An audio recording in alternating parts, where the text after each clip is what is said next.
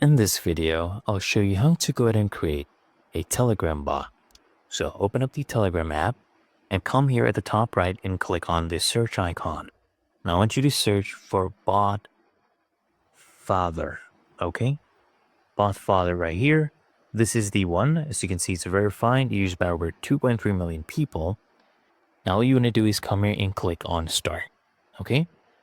And as you can see, we are able to see all of these commands. We want to go ahead and do new bot to create our bot, okay? Now we need to choose a name. Well, let's go ahead and do testing 123 as the bot name. Select that. Now we need to choose a username, but it must end in bot. So I'll do this one and then end it in bot. Give it this name. As you can see, our bot has been created and this is our API. Okay, you can use this token. It's really that easy and simple.